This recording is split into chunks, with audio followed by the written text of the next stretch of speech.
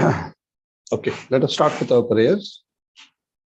Om Ajnanatimirandhasya Jnananjanachalakaya Chakshurunmilitam Yena Tasmai Shri Gurave Namaha. Sri Chaitanya Manobhishtam Sthapitam Yena Bhutale Swayam Rupaha Kadamayyam Dadati Swapadantikam Andeham Shri Guroho Shri Yuta Padakamalam Shri Gurun Vaishnavamscha Shri Rupam Sagrajatam Sahagana Raghunathanvitam Tam Sajivam Sadvaitam Savadutam Parjana Sahitam Krishna Chaitanya Devam Shri Radha Krishna Padan Sahaganalita Shri Vishakhanvitamscha He Krishna Karuna Sindhu Deenabandhu Jagatpate Gopesha Gopika Kanta Radha Kanta Namostute Tapta Kanchana Gaurangi Radhe Vrindavaneshwari Shabhanu Devi Pranamami Haripriye Pancha Kalpa Tarubhyascha Kripa Sindhubhyaiva cha Patitanam Pavanebhyo Vaishnavebhyo Namo Namaha Jai Shri Krishna Chaitanya Prabhu Nityananda Shri Advaita Gadadhara Srivasadi Gaura Bhakta Vrinda Hare Krishna Krishna Krishna Hare Hare Hare Rama Rama Rama Hare Hare Namo Vishnupadaya Krishna Pristhaya Bhutale Shrimati Radhanath Swami Namo Om Vishnupadaya Krishna Pristhaya Bhutale Shrimati Vedanta Swami Niti Namini Namaste Saraswati Deve Gauravani Prakshanani Nirvishesh Shunyavadi Paschat Mukam Karoti Vacharam Pangum Langhete Grim Yat Kripatam Maham Mande Shri Gurum Din Taranam Paramananda Madhavam Shri Chaitanya Ishwaram Hari Om Tat Sat Hare Krishna. So, welcome everyone. So, we are in the 18th chapter, the conclusive chapter, the perfection of renunciation. Krishna is almost come to the point of concluding his instructions to Arjuna.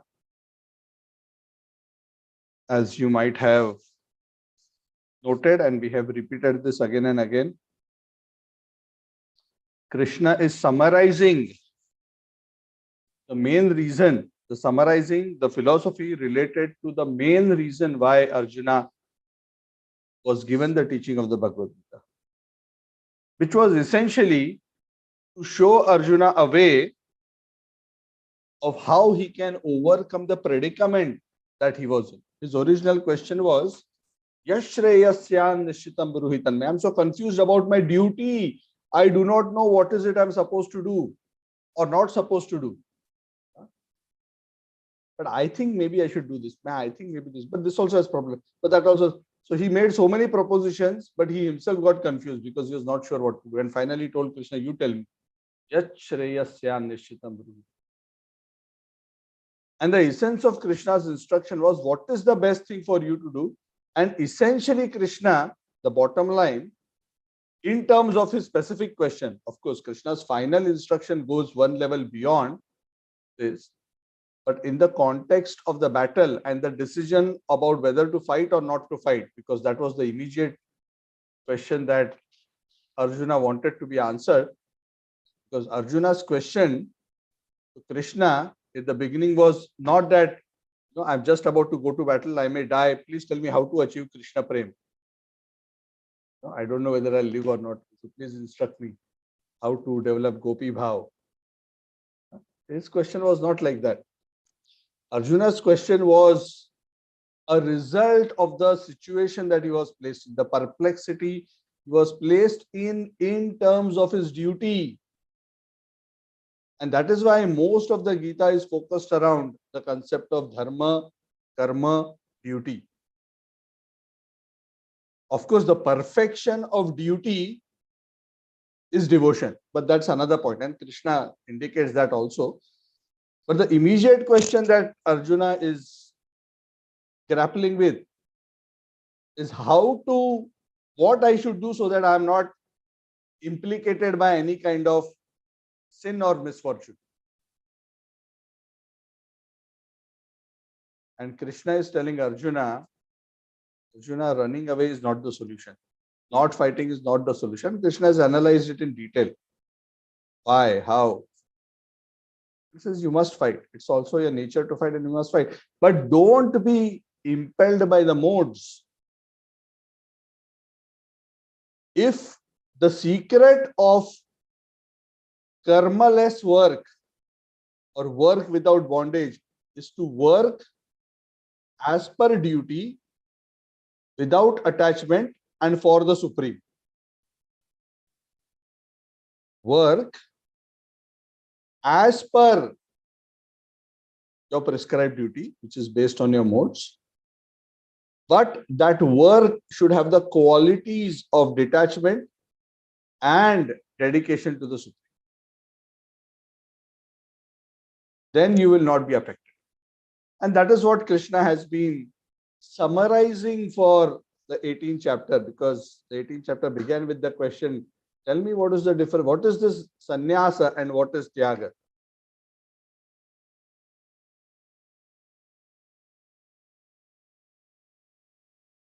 So we have discussed this again and again multiple times. This is just a quick refresher. But Krishna, we have come to the point where Krishna has almost completed, and he has essentially indicated to Arjuna, Arjuna, if you follow this formula like this, whatever varna, ashram, determine your duty based on your specific situation, based on your modes of nature, based on your status in life. Do your duty in a detached way and do your duty as a dedication to the Supreme. You will gradually increase your detachment, increase your knowledge, and eventually come through purification to the point of Brahman realization. And when you actually attain the perfection of that Brahman realization, you can actually even give up your duty, because then duty is no longer necessary. Because at that point, you will neither lament for anything nor desire for anything. You'll be free from all the modes. And on the platform of that perfect spiritual realization, you will be rightly situated. Take the train of bhakti, because that is the platform from which the train of pure bhakti leaves.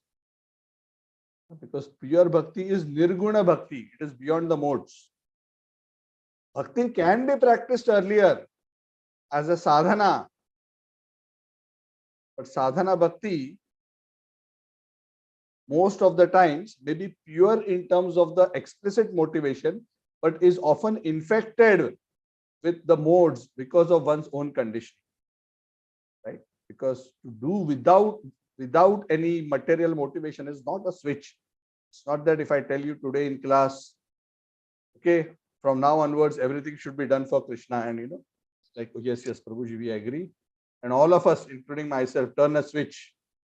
And from now onwards, we are all doing everything for Krishna. Is it so easy? We may sometimes think we are doing for Krishna, but we are still not doing for Krishna. Because if you are influenced by the modes, how will our motivation be pure? It cannot be.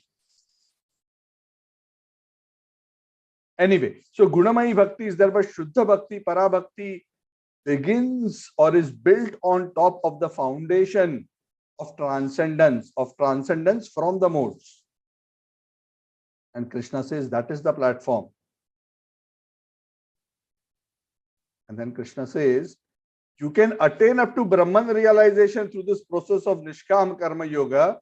But if you want to understand me as I am, what does as I am mean? In my highest aspect, which is this Sham Sundar Krishna, as the Supreme Personality of Godhead, then you have to go higher beyond Brahman realization. And most categories of yogis, even, for them, Brahman itself is such a high attainment, they have no idea what can be beyond Brahman. They think that is the last word in spiritual realization. But Krishna says, you can understand me as I am only through bhakti. Bhaktya mam abhijanati yaman yaschashmi tatvatah to mam tatvato gyatva vishate tadanantaram.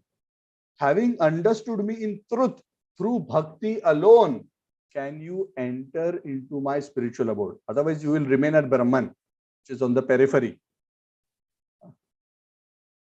Just like when we come into a country, I may arrive at KLIA, Kuala Lumpur International Airport. So technically, I have come into Malaysia, but actually, I have not entered Malaysia until I pass immigration. Correct? Because I can come up to immigration, I can still be deported back. If I am not properly qualified to enter in. So you can enter into the kingdom of God only through bhakti.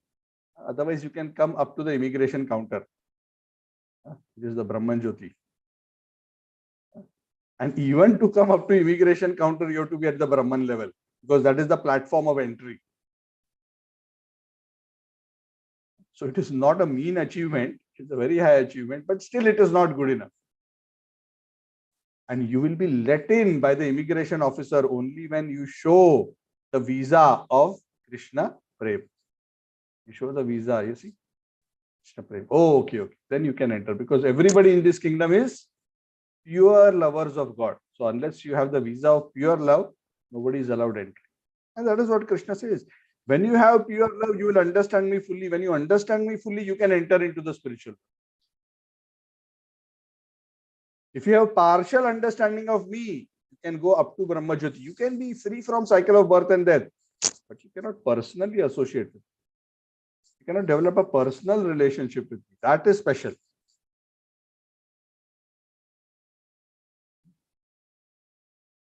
Correct? Huh? Everybody can know the Prime Minister of India. Everybody knows. But we know in a general way. But how many of us can say, I have a relationship with the Prime Minister of India? Right? Where I can go to his home and he will call me to his home. I can eat with him, talk with him, discuss with him. That's a very special privilege. So our relationship with God has to mature to that level.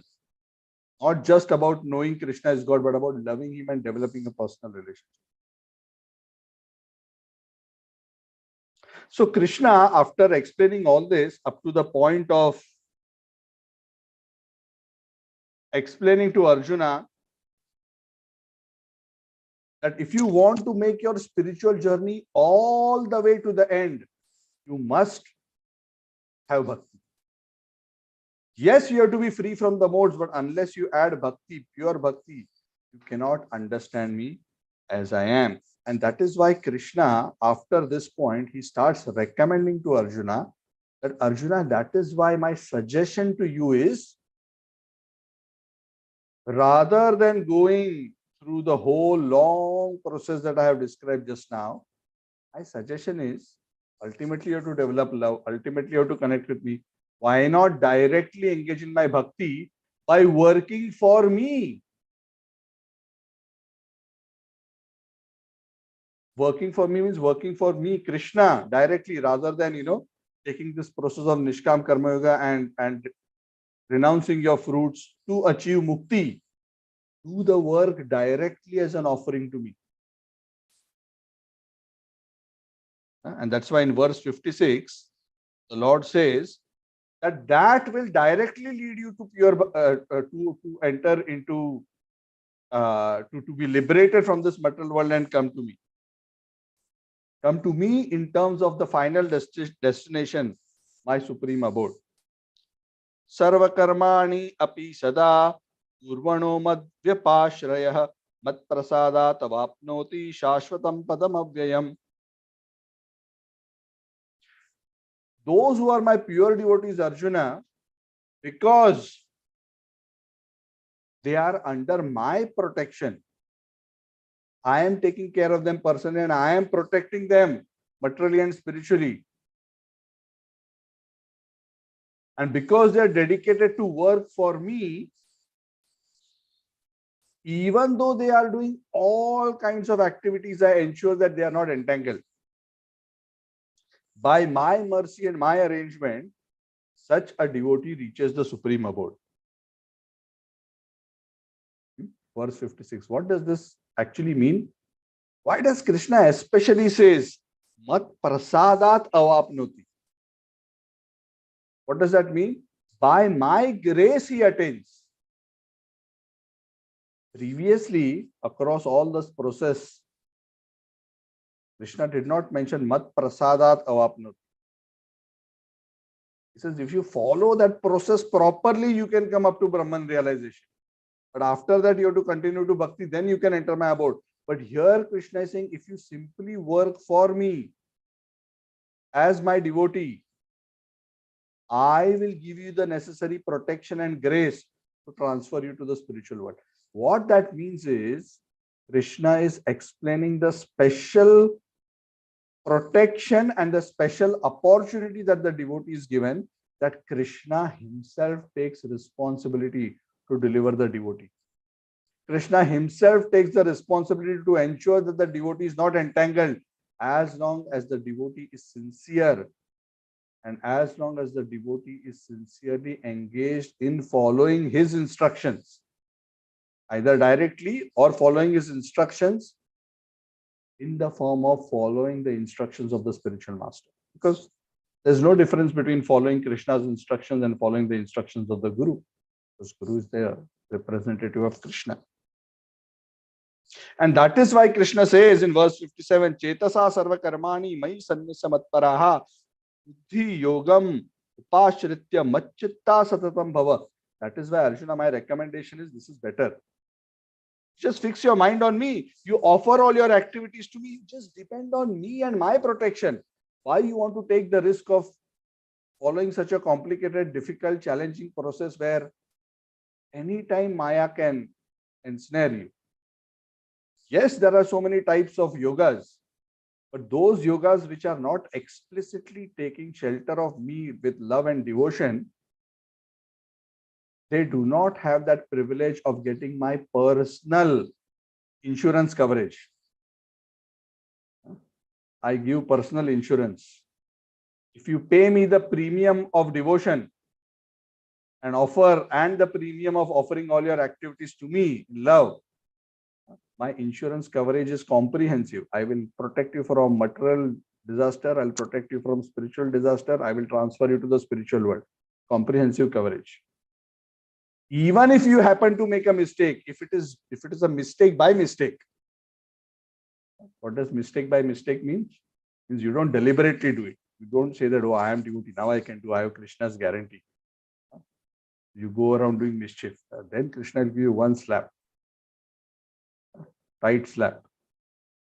Because that is prohibited in the insurance policy. If you damage something by yourself, you will not cover the damages.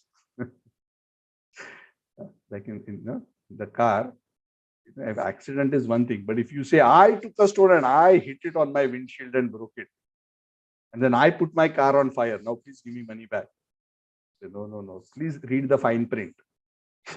If you foolishly go and damage it, disregarding everything, if accidentally it happened, yes, I will cover it. I will protect you. But if you do it deliberately, then you will have to, of course, it's not that the Lord abandons the devotee, but yes, you will have to go through some inconvenience and be penalized for your misbehavior. So Krishna is recommending that. He spoke about up to Brahman level, but now he's saying, Arjuna, better you become Krishna conscious. And becoming Krishna conscious and working for Krishna simply means working under Krishna's instruction as per the Gita and Bhagavad. And essentially that means working under the instructions of the spiritual master. So for us, at a very practical level, this means following the instructions of the spiritual masters. As simple as that. Yasya prasadat bhagavad prasado yasya prasadan nagati. By pleasing Guru, Krishna becomes pleased. It's as simple as that. And if one follows that process automatically by following Krishna's instructions and Guru's instruction, one is always thinking of Krishna. Machitta satatam bhava. If your intelligence is fixed in bhakti yoga in this way, you will automatically always be able to think of me.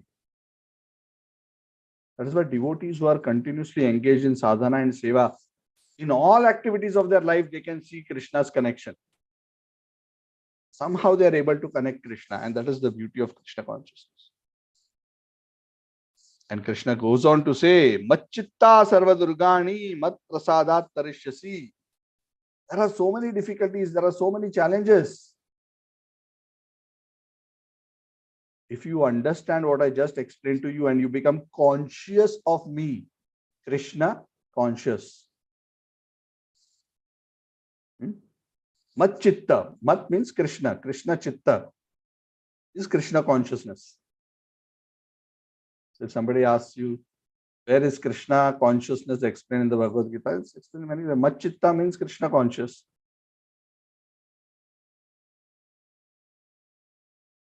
Where the chitta is essentially the collection of mind, intelligence, memory, one's consciousness. So mat chitta means Krishna conscious. If you become Krishna conscious, Krishna says, Sarva Durgani, all kinds of challenges in life, mat prasadat tarishyasi. By my grace, you will overcome. The obstacles will be mighty, they will be huge. But by my grace, you will easily cross over. However, Arjuna, please understand, if you don't take shelter of me, and you think I am smart, why should I depend on God? Why should I take? I will use my mind, intelligence, and energies according to my own understanding and driven by your own material modes. If you act and disregard what I just taught you, you'll be lost. Because you'll just be thrown by the modes. This world is a dangerous place, Arjuna. There are very little things in your control. You may think you're a great hero.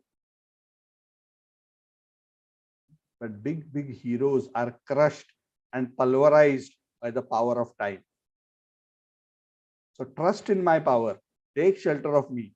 I will ensure you can overcome all obstacles. And that is exactly what Krishna did. It was practically impossible for the Pandavas to defeat the Kauravas. But it became possible because Krishna was there. And this is what Krishna is saying. If you fight for me, I will ensure this ocean of the Kauravas, you will tide over very easily. And Krishna did that. And there are so many beautiful episodes in the Mahabharata where Krishna helped the Pandavas overcome insurmountable obstacles, especially those in the form of Bhishma, Drona, Karna, Duryodhan, and there are so many others. You'll see Krishna's intervention was there in each of these cases, somehow to make it happen.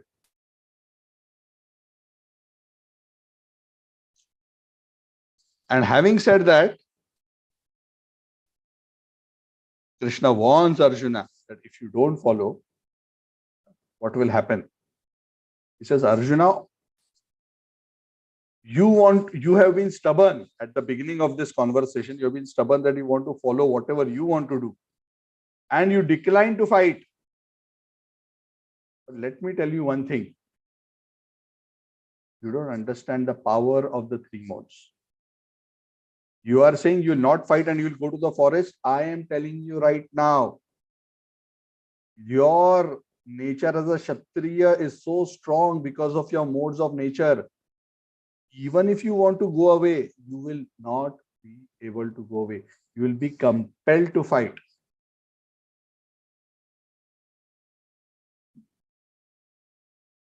Please understand, based on your modes, based on the karma, the super soul which is situated in your heart is guiding you, giving you the right, giving you the right memory, intelligence, knowledge, and forgetfulness, and and guiding your wanderings.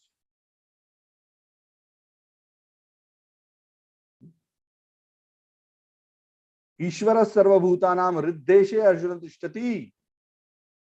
The Supreme Lord of all living entities, the Super Soul, the Paramatma is situated in everybody's heart and he is directing the wanderings. This whole material body is just like a machine made of material energy, composed of the 24 elements.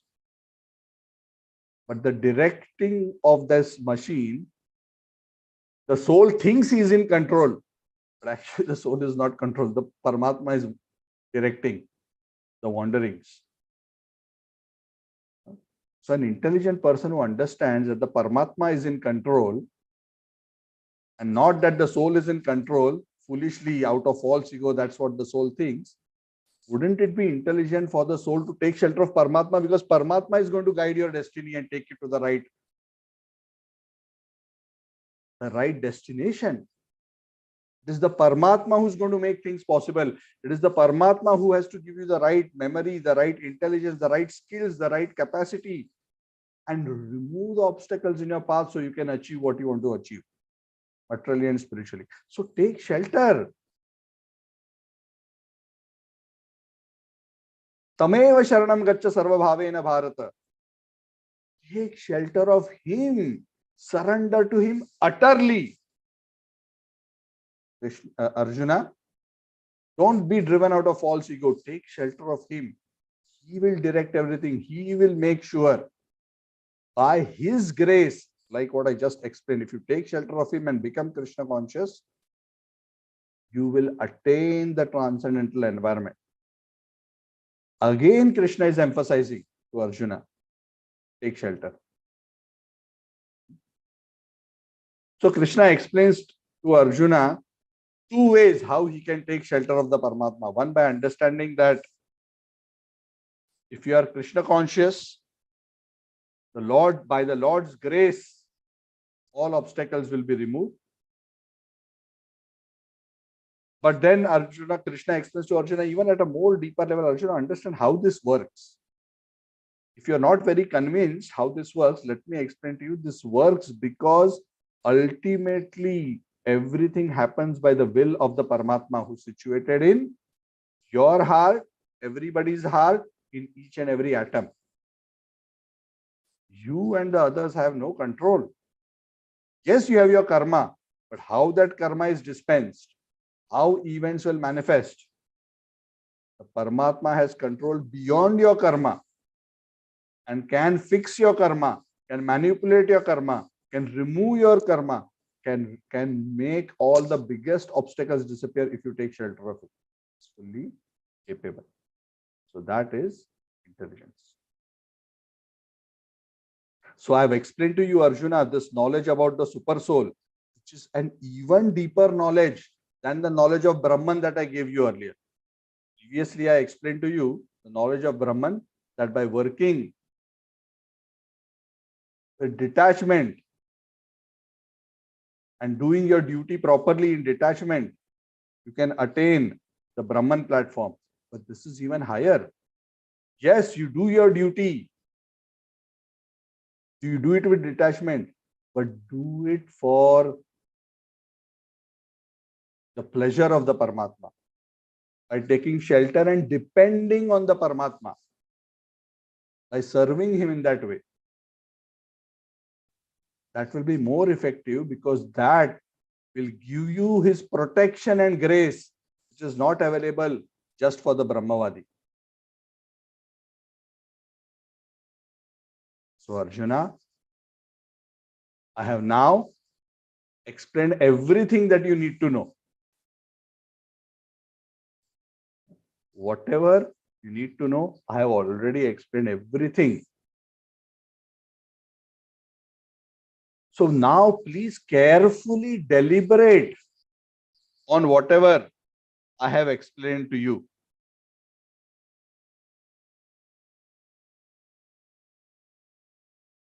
Deliberate, think about it.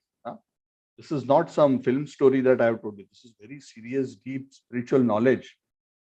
Jiva, Brahman, Paramatma, how to be free from karma with this understanding, the three modes, all these concepts I've explained to you.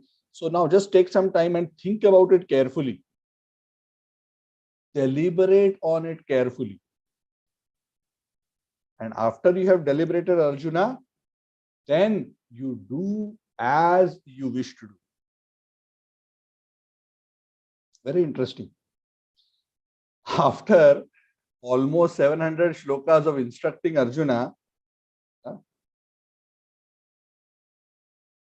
Krishna did not tell Arjuna, see, 1 hour I have been trying to explain to you. You have to fight. Now you better fight. You try to run away, I'm going to catch you and beat you up. You better fight. Otherwise, what people will say, Krishna spoke and he still didn't understand. Krishna did not do like that. Krishna did not even intervene in Arjuna's desire of whether Arjuna will accept Krishna's advice or not accept Krishna's advice. Krishna did not intervene. This is a very important point. Even for a devotee on the caliber of Arjuna, Krishna gave the free will to Arjuna. Arjuna, as your friend, I have given you all knowledge. It is your responsibility to now decide. The free will is yours. You have a choice. Either you accept my instructions and do accordingly and achieve your welfare, or even if you do not want to accept my instructions and do otherwise, I have already told you the consequences, but the choice is yours. I have given paths, I have given pros and cons, I have given what are the benefits and disadvantages of each. Choice is still yours. Krishna does not interfere with the choice of the jiva.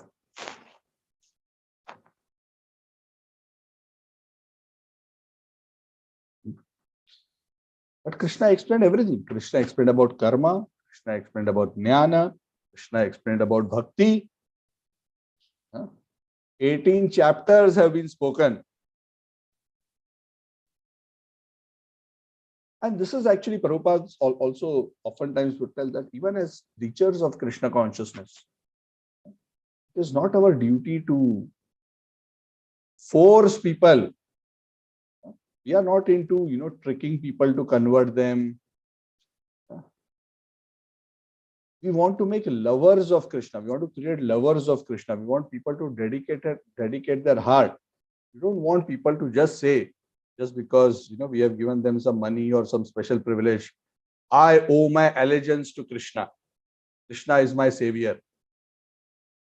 After that, they go away. We have enlisted them in our organization. Okay, one more count. That doesn't mean anything to Krishna. All these manipulations and show of power, followers, money. Krishna wants to see how many people voluntarily want to love him.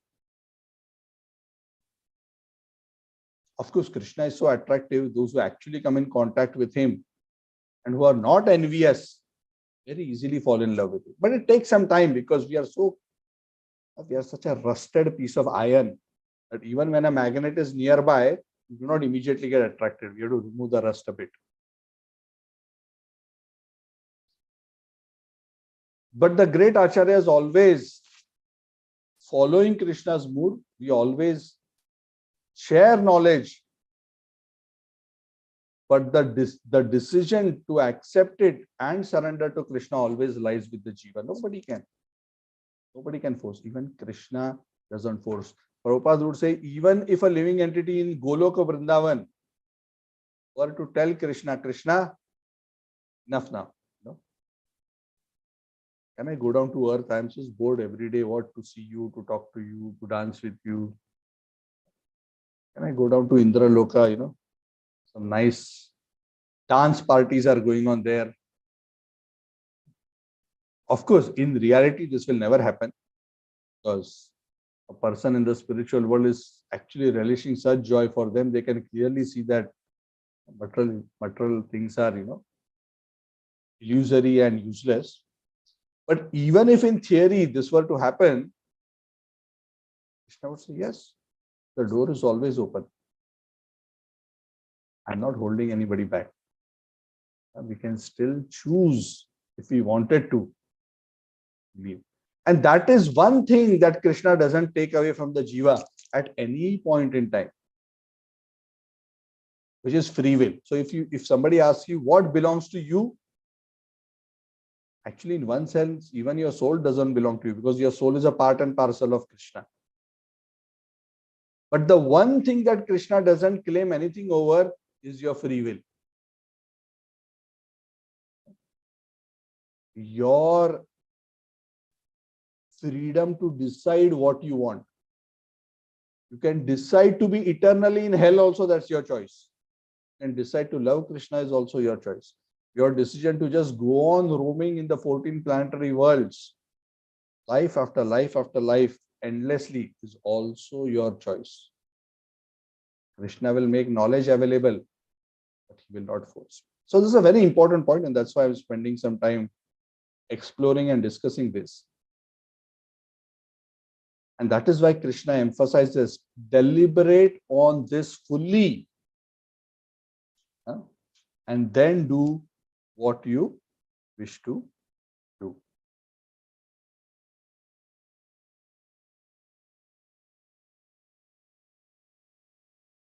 So having said that, having told Arjuna that please deliberate on this fully, Arjuna suddenly, after so many, almost 700 shlokas, Arjuna suddenly stopped, and he started thinking. Three modes: soul, karma, Ashtanga yoga, Jnana yoga, Brahman, Paramatma, Bhagavan, various types of faith, this, that. So he is processing.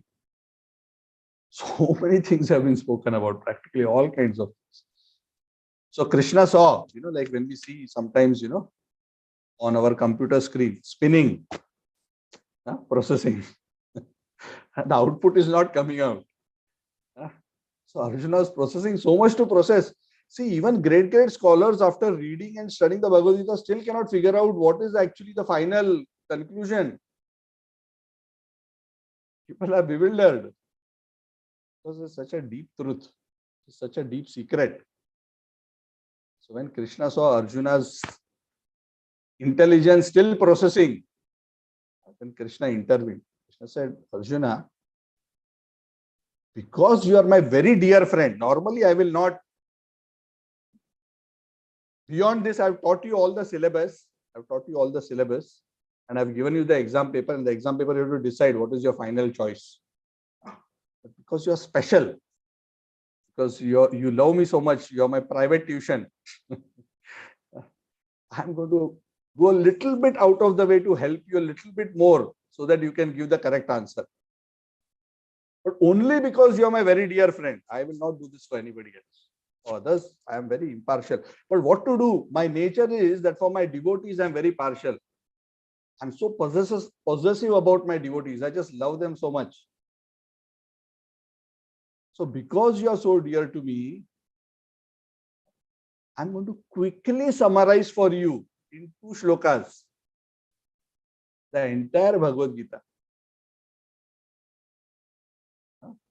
The topmost secret of the whole secret, I'm going to give to you for your benefit so that you can make the right decision. Of course, the decision is still yours. Decision is not mine. Decision is yours. Let me quickly summarize it for you for your benefit. The supreme, most confidential, Guhyad Guyyatamam. The verse is so beautiful. Sarva Guhyatmamam Bhuya Shrunu Me Paramam Vacha Ishtosi Me Dridamiti Tato Vakshami Te Hitam. So beautiful. Sarva Guyyatamam Bhuya.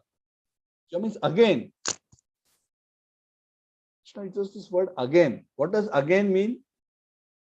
Again means actually, Arjuna, the topmost secret of all my instructions I had already revealed earlier in one of the earlier chapters. The answer, my main question was already embedded. But I don't want you to go on the wrong chapter and pick the wrong verse. So let me help you to understand what is that topmost of the topmost instructions that I have given so far.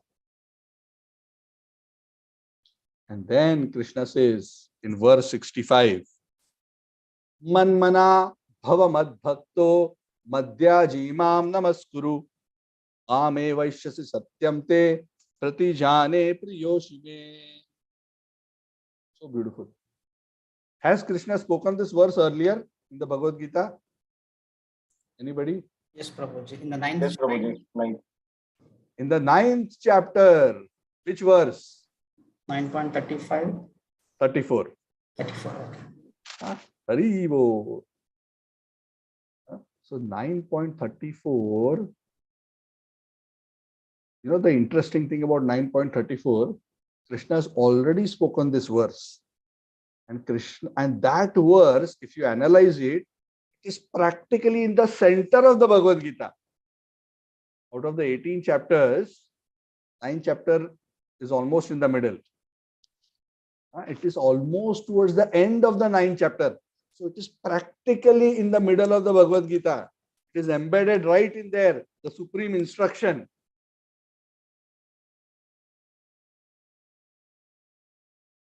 Only the last line is slightly different, but the instruction is the same. Instruction is still man mana bhava mad bhakto. Can anyone read out 9.34 for me? The first two lines are exactly same. Man mana bhava mad bhakto madhyaji mam namaskuru. Mamai Vaishyas Yuktaiva Sarvadam. Mamai Vaishyas Yuktaiva. Yuktva atmanaha mat parayana. Right? So essentially it means the same thing. The instruction is in the first two lines that you will attain me by being mat parayana. Mat parayana means fully dedicated to me. So Krishna is saying, I am again repeating, just in case you missed out the most important point of my lecture. Let me recap for you. A good speaker recaps the important highlights of his class at the end of the class. So he says, he repeats this. And Krishna in this particular verse, this time in the last two lines of this verse, he says, if you follow this instruction, man mana bhava mad bhakto madhyaji mam namaskuru, you will come to me without fail. Guaranteed. I promise you this because you are my very dear friend. I'm promising you. Guaranteed you'll come to me. And what is that instruction? Man mana, always think of me. Bhava mad bhakto, become my devotee. Worship me and offer your homage to me. Dandavat karo, pranam karo. So simple. Arjuna, because it is so simple, maybe you have missed this. Maybe you must have thought that, those difficult postures and meditations and complex philosophical analysis is my topmost instruction. No. My topmost instruction is to love me. And you can love me in these four ways. By thinking of me. You can think of my name, my form, my pastimes, my holy dham, my devotees. You can think of me in so many ways. And you can become my devotee, bhava mad bhakta. Becoming a devotee of Krishna means serve him in whatever way. Engage your senses in serving him. Worship me. Install my picture, my deities in your home. Offer arati. Offer flowers. Offer naivedya. Observe my festivals.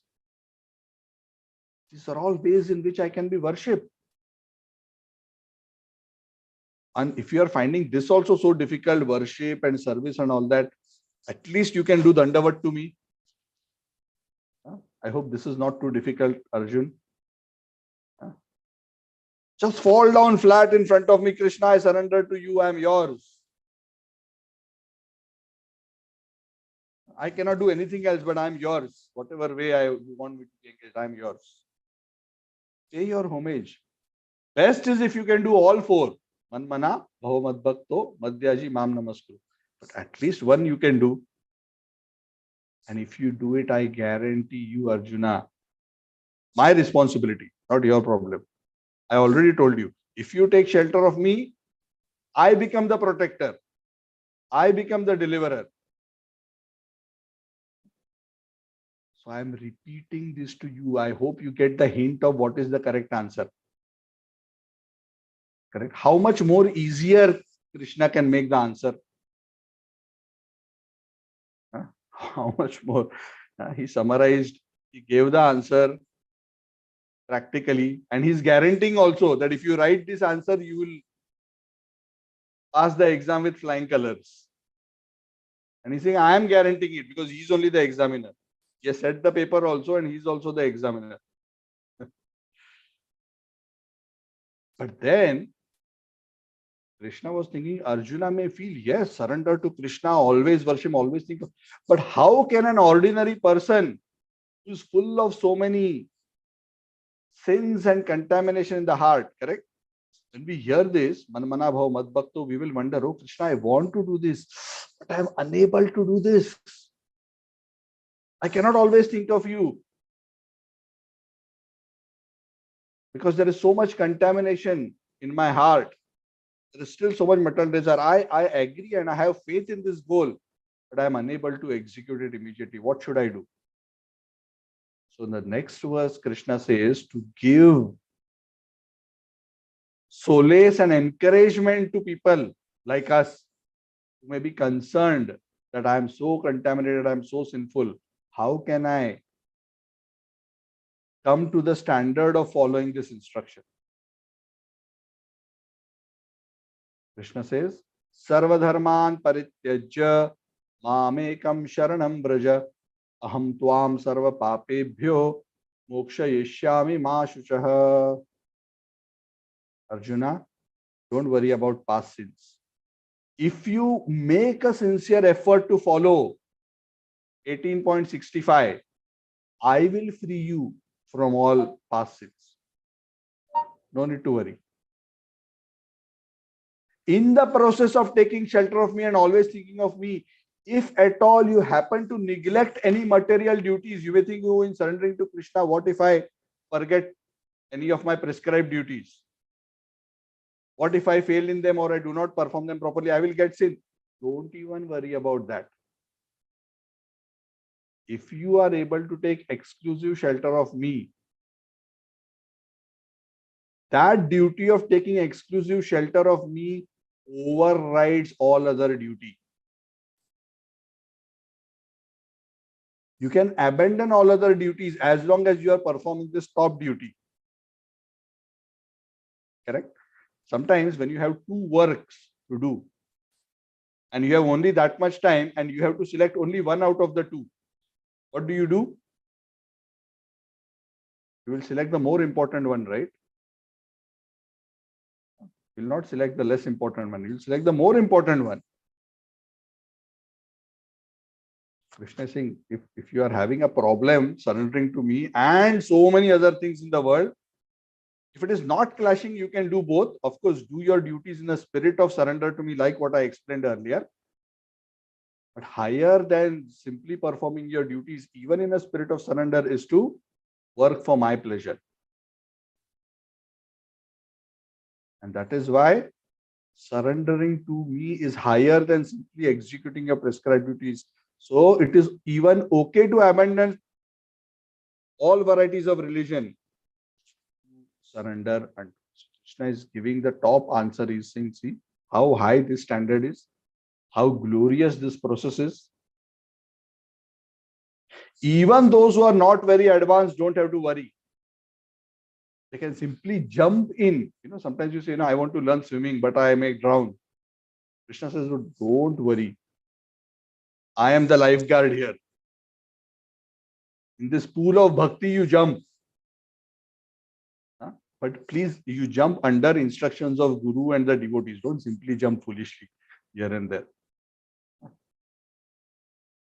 Don't be over smart. If you follow my instructions as per the instructions of the Guru and the saints, you will not drown.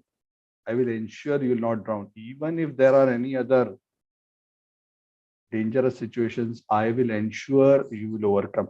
Even if there is deficiency in your performance of duties, and typically a person would incur sin because of that, I will make sure you don't incur sin because you are surrendered to me and you are performing a higher duty. So very beautiful. Having said this, Krishna stops. I give you Bhagavad Gita. I again explain to you the top. I explain to you why this is the correct answer and why this is the best answer. Now the paper is in front of you. The answer sheet is in front of you. Please write and submit. What is your choice? Krishna now becomes done. Arjuna, now it's your turn. Okay, so I'm going to end here for today. And next time we will discuss the last section, which is 67 onwards, up to the end, 67 to 78. The last 11, 12 verses we will discuss in the next class, and we'll conclude the chapter. So it is 1008, very auspicious time. So I am opening up the floor. We hope Krishna is pleased, because Krishna becomes very pleased when he hears topics of pure devotion. So I'm opening up the floor. If there's any questions or anybody wants to add or comment, you're welcome. Hare Krishna.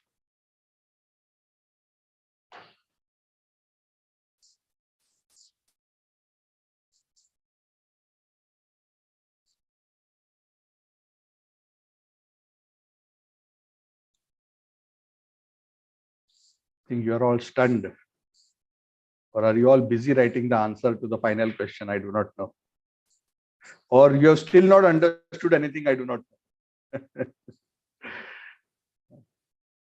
I'm just joking. I'm just pulling your legs. So if all is well, that is fine. You don't have to forcefully ask some question. So my request to you is also likewise. In Parampara, I am going to tell you the same. Deliberate on all this fully. And if you have any question, you can ask me, and then do what you please to do. We never force or push anybody. And the reason why there is no force or push is because love is a matter of choice. Love means free will. You cannot put a gun. You can put a gun on somebody's head and make them marry you. But you cannot put a gun on somebody's head and make them love you. You can make them act as if they love you, but you cannot make them love you. Love is a matter of personal choice. Krishna becomes happy when the jiva uses his free will voluntarily to love him. And that is why this is a very, very precious jewel. And that is why when the jiva, when he has so many choices, he still makes the choice, no, Krishna, I want you. Krishna becomes so happy when the jiva makes that choice, that he does everything possible to remove all obstacles from the path of such a soul and quickly bring him to the supreme abode. So Krishna has revealed his heart. Krishna has revealed how he deals with this. Why not take benefit of that opportunity? After all, Krishna is the most attractive destination. It is the most worthy object of worship, the most worthy attainment. Yatir Bharta Prabhu Sakshi Nivasas Sharanam Surit. He is the ultimate goal. He is the ultimate shelter. He is the ultimate friend, well-wisher, everything. So beautiful. Yeah, Hare Krishna Prabhuji. I have one doubt. Yes. How do we realize or get a hint that we have come to such a stage there's no going back? So at what point are we going to get that? There is no, what do you mean by no going back? Means you'll not fall our- down again back into Maya? Yes, Prabhuji. Yeah, that decision point, right? So Yeah. So technically that freedom is always there to go back. But once a jiva actually transcends material energy, goes beyond mukti and attains pure devotion. So most strictly speaking, when once a person achieves Krishna Prema, there is no turning back. It is irreversible. Generally, when a person attains higher stages, even bhava, it is very, very, very rare that somebody falls down from that stage. It's like very, very rare. But those who are at the level of sadhana, especially the Kanishta Adhikaris like us, have to be very careful. When we are in a neophyte stage, our attachment to matter and materialistic goals is still very strong. We have some attraction for Krishna, but our attraction for Krishna is guided more by our intellectual conviction than an actual attraction of heart. And that is why if external material allurements become very strong and we are not careful, they will overwhelm us and distract us from Krishna. And there is a chance of fall down. Of course, if a devotee is very, very sincere to follow the instructions of the spiritual master, remain in the association of devotees, perform his sadhana nicely, then Krishna will do the needful even in such dangerous situations to protect the devotee. And Krishna definitely does that. I have personal experience in this regard. Krishna is very, very... See, Krishna never wants to lose a devotee. Once a person turns towards him, Krishna wouldn't want, unless the devotee tells Krishna, let me go. And then Krishna will not, of course, Krishna will still not fully let him go, but at least temporarily Krishna will let him go and still watch over him very carefully. Because he has to still learn his lesson and turn back to him. But that happens only usually for those who have not yet overcome the temptations of Maya. So summarily, of course, I can discuss so much on this question, but the key point is only after one achieves Krishna Prema, in theory, it is irreversible. But usually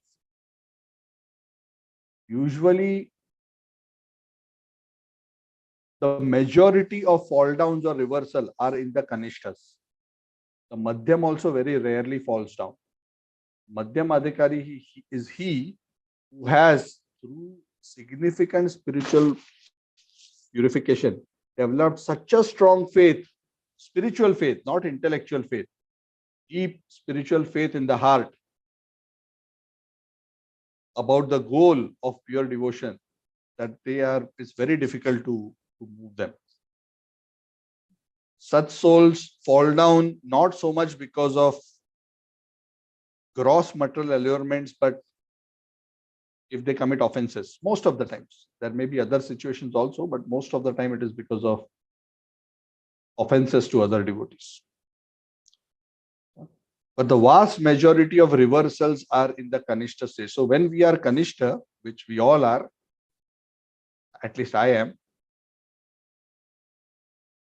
then we should be very careful to not overrate ourselves and think we are very great and that Maya cannot overwhelm us. Sometimes when we are following the process of Krishna consciousness nicely, even as Kanishtas, I'm just sharing some insights based on 30 years of experience. Sometimes by Krishna's grace and energy, we are, like so much floating in an environment of Krishna consciousness that we feel we are invincible and absolutely fixed up and, yes, I'm almost there at the door of Vaikuntha. I've given my passport, my entry chop is just going to be stamped and I'm going to walk in. Sometimes we fail to realize we are not at this airport, we are at the other airport. Our flight has not even taken off.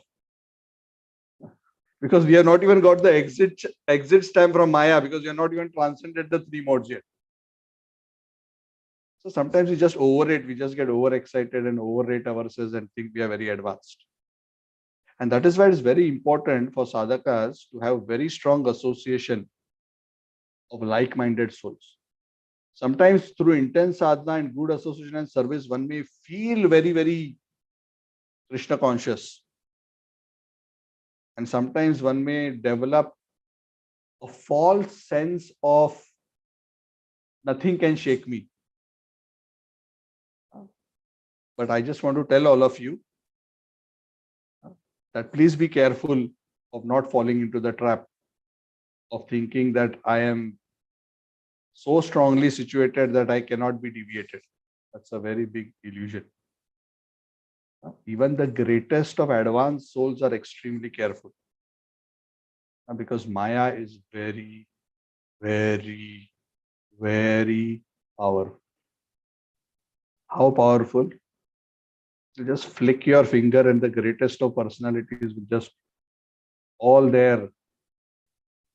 Unless they have achieved prema. Prema, then nothing can be done. Maya cannot do anything. Otherwise, it's very, very difficult. Prabhupada, even though he's at the level of prema, see, the nature of great souls is even though they are Paramhamsa, they will think as if they are Kanishta. So sometimes we should not be bewildered that great souls may pray, oh, I may fall down anytime. Doesn't mean they are like that. They are saying out of their humility. But Prabhupada, before he went to the West, he was praying very hard in Vrindavan. Radha and Krishna, please protect me. I am going to the land of Maya. Please protect me that I may not get attracted by the illusory energy. He didn't go, I am Paramhamsa, I am coming down from the spiritual world. I will go there and smash material energy and I will make everybody devotee. That's not how a devotee thinks. If a devotee ever thinks like that, Krishna will say, oh, really? Here comes one drop of Maya. Let's see how you can handle it. It's like a tsunami for us. We washed away. So why I'm telling all this? As sadhakas, especially as kanishtas, who are still in the process of purification, it is very important to maintain a strong sense of humility, a strong understanding that we are extremely vulnerable to Maya, and the deep need of taking deeply shelter of sadhana, Guru, and Krishna, and the Vaishnavas. It's very important to take shelter deeply of good sadhana, taking shelter of Krishna, Guru, and the devotees. If one has that mood, then one will remain protected. Because in that situation, even if Maya comes, if the devotee is making a humble, is of a humble disposition and is taking shelter of Krishna, even though the jiva is vulnerable and can be conquered by Maya, Krishna will come between Maya and the jiva and tell Maya, stop. Don't wash him away.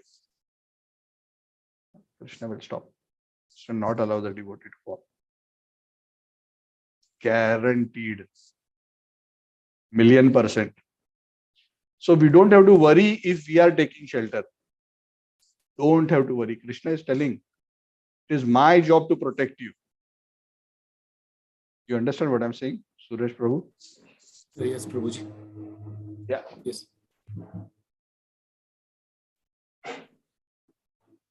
Thank you, Prabhu. Hare Krishna. Yes. Anything else anybody wants to add or share?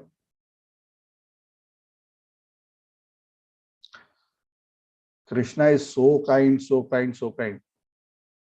You cannot even imagine how kind he is. As we progress in Krishna consciousness over time, Krishna shows and allows us to understand how much he's actually keen and how much he's taking care of us. And when you are able to see that, you'll be shocked. You'll be shocked beyond belief. You'll be shocked beyond belief to the point that you will feel ashamed that I'm actually so fallen. Why Krishna is taking so much extra care and taking care of me so much. So we are actually on the right path. We just have to trust Krishna's words. That is what is important. Okay, thank you very much. Granthara Srimad Bhagavad Gita ki. I have one quick question before we log off, and I just want to explore with all of you. Just stay on for 2 more minutes. That's a very quick question. So next week, by Wednesday, we will complete the Bhagavad Gita, chapter 18. Now, like what I had mentioned, I intend to start Chaitanya Charitamrita. but that will be more of the pastime narration. We are not going to go verse by verse. We are going to familiarize ourselves with Gaura Katha. But I was just curious to know, because some of you asked, do you want to keep discussing the Bhagavad Gita in some shape or form to continue? I want to know from all of you.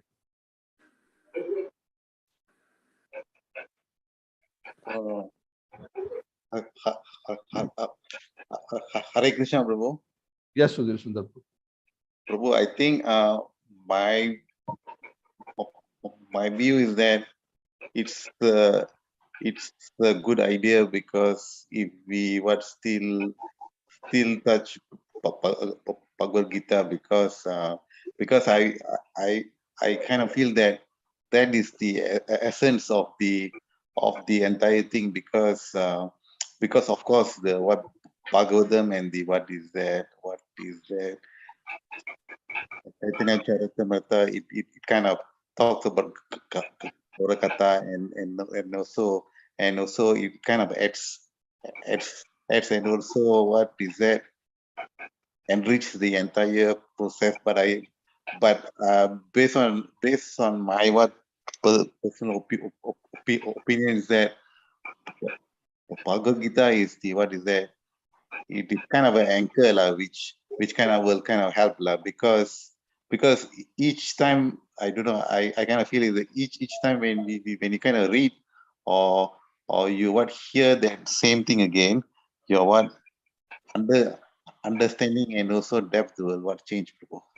That's my Okay, thank you, Prabhu. So I just want to share one thing, just so that you understand. So this doesn't mean that we will introduce a third class. Okay? So do not think that that means we will have Gita, Bhagavatam, and Chaitanya Charitamrita. I don't intend to have 3 classes in a week. It will be too much for all of you. So what I'm trying to say is, Bhagavatam, of course, will continue, and Bhagavatam will continue for a long time. I don't think the day will come, that I will have to ask this question: what do we do after Bhagavatam? Yeah. So by the time, all of us will be very grand old men and women. But actually, maybe not. Maybe not. We are already 4th canto midway, right? Yeah. Probably 2 to 3 years we will complete, because we are doing chapter at a faster pace. But nonetheless, that is still a far distance away in terms of time. But what I was thinking, and this is just a thought at this point, I have not decided. It will still be 2 classes. One will be Bhagavatam. But what I'm thinking is, this Wednesday class, there are 2 or 3 things we can do. Now, these are just thoughts. If you want, I can create a poll also, and you can answer the poll online anonymously. See what is your preference. That's fine also. So what I'm thinking is, one possibility is we just do Chaitanya Charitamrita. Chaitanya Charitamrita on Wednesday, and Bhagavad Gita on, Bhagavatam on Saturday. Right? We can do that. Or we can do Bhagavad Gita and Chaitanya Charitamrita alternate weeks. Yeah. Now, when I say Bhagavad Gita, what I'm thinking is, I'm not going to go immediately sequentially through the Bhagavad Gita again. I was thinking, even if we do Bhagavad Gita, we'll probably take specific themes from the Bhagavad Gita and discuss and reflect on those themes within the group.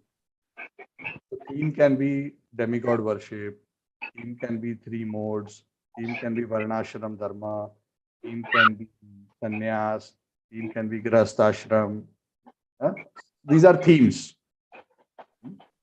from the Gita, right? So those themes, and then we take certain shlokas, we just present, discuss, and open the floor for some question answers. So it would be more of a, churning, what we call in Hindi as manthan. So it is not going to be, necessarily a sequential study, but it's just some thematic study. So that is one way. Another way to do it is, we spend half an hour in discussing Bhagavad Gita and half an hour in discussing Chaitanya Charitamrita. That is possible. Of course, if you do that, then, CC, half an hour can be done, but it will be a bit short, by the time you get excited, it is appetizer is done, but the main course will not start. Sorry, somebody wanted to say something, is it? Hare Krishna Prabhuji, Bhaskar here. Yeah. The best approach is we can go for 1 week Bhagavad Gita, and the other following week would be this one. Chaitanya Charitamrita. Chaitanya Charitam. Yeah, that is right. So we can parallelly focus on both. Okay, what else? Amit has said, he sent me a direct message. He said he feels 30 minutes will not be enough to discuss the topics. That is his opinion. Anybody else wants to share any opinion? Hare Krishna Prabhuji, along with Bhagavad Gita, Chaitanya Charitamrita means 30 minutes. Is your preference? In my opinion, yes, my preference. Anybody else? Hare Krishna Prabhuji. Yeah, Sridharji. Yeah, second option is okay for me. Second is? Second option, yeah. What is the second Alternate option? weeks. 1 week Charitamrita and 1 week is Bhagavad Gita. Okay, so rather than having mixed on the same Yeah. class, you prefer alternate. So one class just Gita, one class just. Okay. Me also same. Same alternate week. Rita ji, I want to hear from you. What do you think? Yeah, I'm okay with actually both majority wise, but I think half an hour is not sufficient, right? So Perhaps. alternate. So we can discuss in detail and then. Or That is what what I we can do is, maybe we take just maybe a couple of months break from Gita, not a permanent break. Let's get into the momentum of Chaitanya Charitamrita for 2 months. Then we just focus on CC. And once we get into the momentum, once we get into the grip, and get some, I hope you understand, some grip on the subject, then we can see how we want to bring in, whether we want to do half or we want to switch. So you will also get some flavor of Chaitanya Charitamrita, and then you'll probably be in a better situation to understand, to make that assessment. That's also another possibility. Yeah, that is also okay, Prabhu. So maybe 2 to 3 months we just do CC, and then we think about how to reintroduce the Gita. So which means we don't have to hurry into doing that immediately. That sounds okay. Yeah. That's a good idea, Prabhuji. I personally think let's concentrate on CC. And, I think in a few weeks, you will be completing this Sadhana Sadachar course. At that point, if we want, we could do alternate weeks. If we replace that Sadhana Sadachar course with Bhagavad Gita and discuss the themes on alternate weeks, that also could be done. Yeah, that also could be an option. So alternate Sundays, we can just discuss thematically Bhagavad Gita. So thematic Bhagavad Gita study is going to be a bit of a study group rather than a lecture. That is my intention. Yeah. Which means I will give a topic. I'll ask you to research the Gita, come back. I will give a short presentation, but I'll ask everybody to participate. Don't worry, it is not going to be like a school-like thing. You answer, not like that. But I want you all to come and share your thoughts, be in a bit more discussion mode. And for that area, any questions around philosophy, around practice, around culture, any aspects, that could be one approach. That's also a good idea. So let's do this. We have one more class next week. So think about it. And we will again see if there is any different thoughts or different ideas. I'm open to all ideas. I'm not, fixated on doing it in one way. And also, please, since we are about to start Chaitanya Charitamrita, if you think there are other devotees or others who may be interested in joining a CC discussion from the beginning, feel free to, share that invite with your friends and devotee circle also. Okay, so many may be interested because there are not many classes on the CC. Gita and Bhagavatam, there are quite a few. My intention of CC is to not do it very philosophical. I want you all to understand Lord Chaitanya Mahaprabhu's pastimes. Yeah. So it is going to be light. It is going to be more story-like. Okay, that is the intention.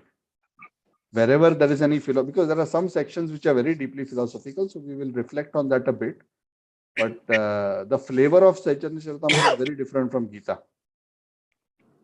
Because Chaitanya Charitamrita is an exposition of the Gita and the Bhagavad. It is how it was lived, rather than how it was philosophized or theorized.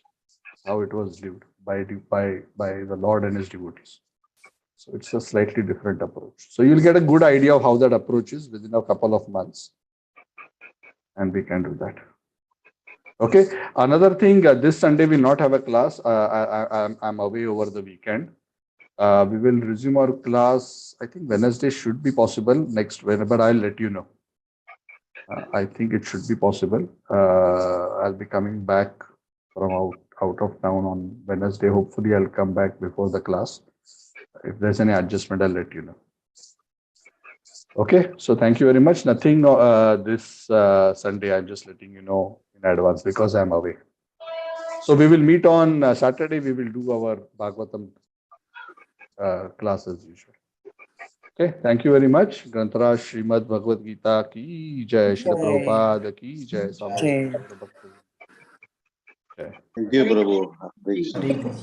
Thank you, everyone. Hare Krishna. Thank you. Hare Krishna and thank you, Prabhuji. Hare Krishna. Thank you. Thank you, Prabhuji. Hare Krishna.